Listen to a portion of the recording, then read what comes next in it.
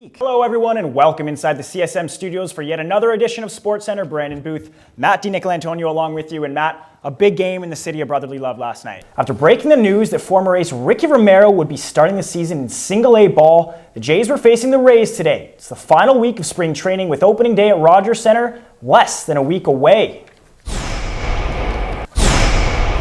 To the top of the eighth, we go game tied at 1, bases loaded. Andy Burns, the grounder, XJ, Kelly Johnson boots it. A run scores, Jays take the lead 2-1, and a couple batters later, bases loaded for Colby Rasmus, who takes Kirby Yates deep for the grand slam. 6-1 Blue Jays, your final. For more on the Blue Jays and their upcoming season, here's Edon Posner and Lily Wang. To the association, where the Raps and Wizards squared off for the second time in 2 weeks last night at the ACC. Toronto really pushing right now for that 8th and final playoff spot. Wouldn't that be something?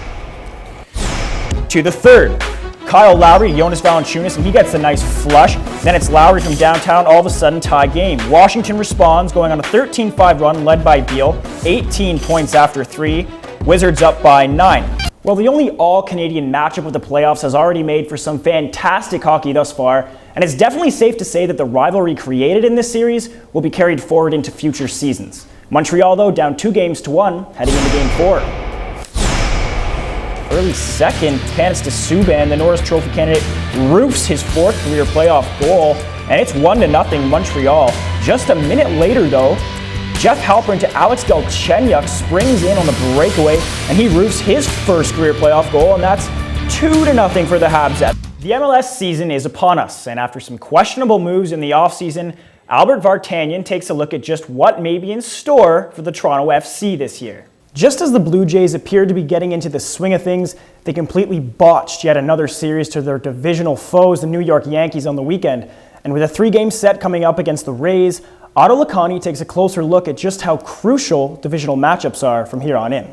And we even saw Randy Carlyle do some line juggling. And of course, everyone in Leafs Nation knows that Randy Carlyle is not one for change. He said it a couple times. He doesn't really like change at all, but he felt like something needed to be done in order to get Phil Kessel and James Van Riemsdyk going, and it did pay off. It's safe to say that the market is wide open for a player like Tyler Bozak. Some realistic options could see him land in Vancouver, fulfilling the role of Ryan Kessler, or even a straight-up trade with the Florida Panthers, in which case you would more than likely see hometown boy Stephen Weiss land himself and the native Toronto. Despite leading the league in errors, I think that's probably behind them now. And as for their bats, well, their offense was very impressive today. 4 home runs, more of what we're expecting to see, and they're all coming from guys that need to produce as well. We will tee up the Blue Jays going up against the Rays today at the Rogers Center, as well as a couple crucial games in the NHL tonight. Rangers trying to avoid a 3-0 stranglehold to the Bruins, as well as Kings and Sharks Game 4, all that and more at 6 p.m. We'll see you then.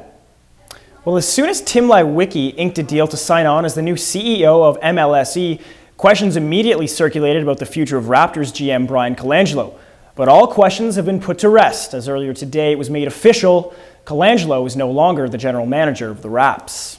Now that the Blue Jays have won 3 straight, things may be finally starting to look up for the Birds. But the rest of the season hasn't exactly lived up to the hype, to say the least. Here's Lily Wang. It's not the most familiar feeling for the Blue Jays, but they open up a series with the Tampa Bay Rays, coming off an offensive explosion in their final game against the Mariners on Sunday. Toronto looking for just their 2nd 2-game win streak of the season. A little NBA now. The Indiana Pacers are certainly proving that last season's success was no fluke. They've been a physically dominant force throughout these playoffs, including their Game 1 win against the Knicks. Tiger Woods and Sergio Garcia simply do not like one another. It's certainly no secret. But I'm not sure anyone expected a war of words would still be going on between the two. Edon Posner has more on the Woods-Garcia verbal sparring.